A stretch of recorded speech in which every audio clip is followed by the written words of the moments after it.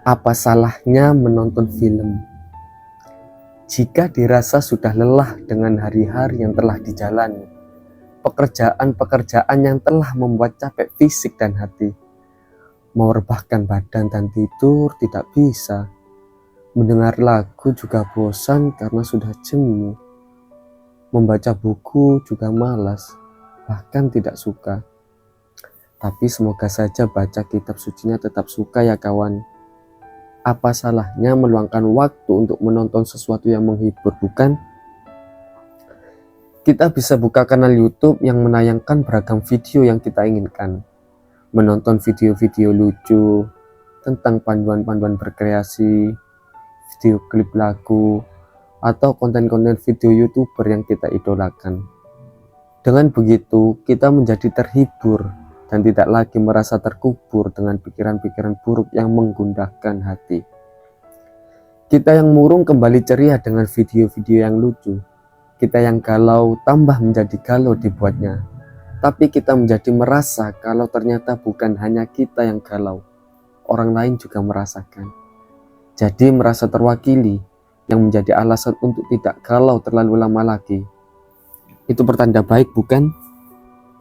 Atau kita menonton hal-hal yang membuat semangat kita kembali lagi. Tayangan-tayangan para motivator ulung yang menggugah perasaan kita untuk bangkit kembali.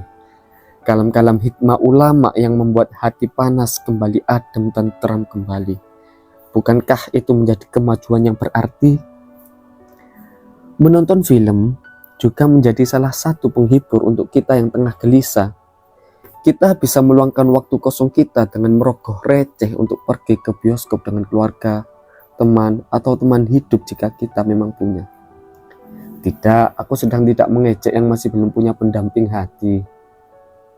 Sebagai apresiasi kerja keras kita yang selama ini terlalu fokus hingga lupa untuk memanjakan diri.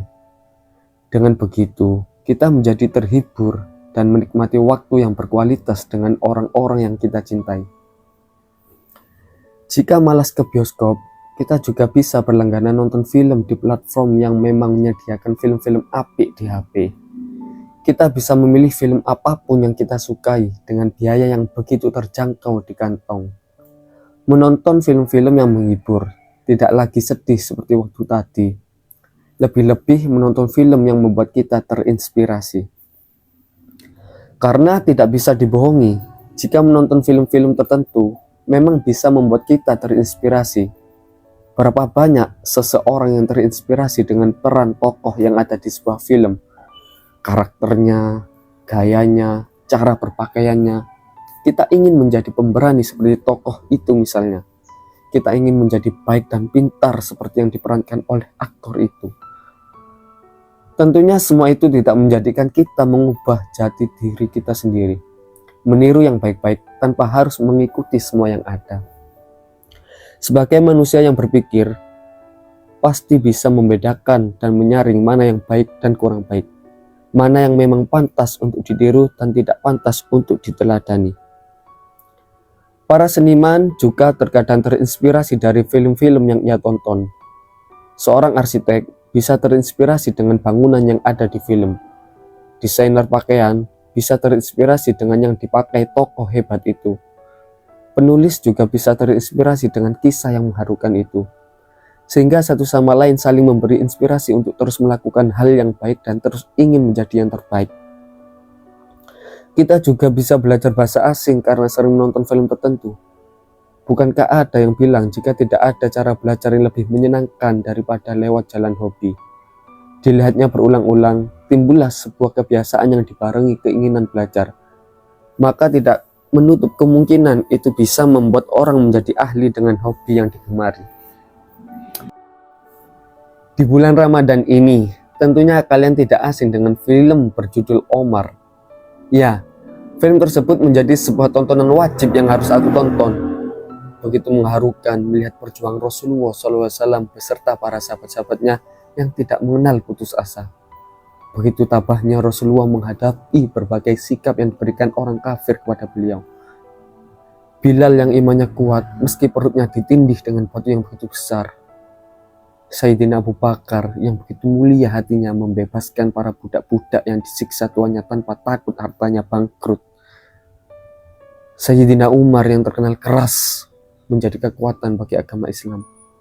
Hatinya selalu merasa berdosa meski yang dilakukannya itu benar. Juga sahabat-sahabat lain yang perannya tidak kalah penting dengan yang telah disebutkan.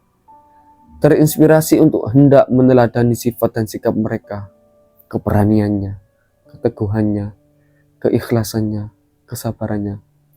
Tidak ada apa-apanya jika ditimbang dengan kesokan kita.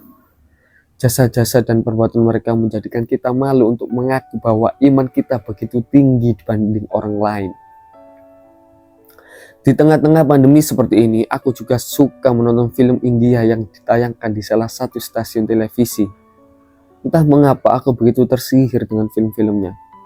Karena aku tipe orang yang tidak begitu suka dengan sebuah film. Tetapi dalam film India, aku menemukan banyak nilai-nilai hidup yang sering kulupakan. Tidak jarang, aku terinspirasi dengan percakapan-percakapan seorang tokoh yang ada di dalamnya. Seakan ingin menjadi tokoh seperti itu, menjadi pemberani, melawan ketidakadilan misalnya, yang diperankan oleh seorang polisi yang amanah dan tidak takut untuk dimusuhi oleh para petinggi-petingginya. Tidak mempan disuap oleh receh-receh yang meski secara kasat mata menggiurkan, atau menjadi sebagai pahlawan yang menolong orang-orang lemah. Sungguh membuat pribadi ingin hendak mencontoh sifat mulianya. Betapa hebatnya sebuah film, bro.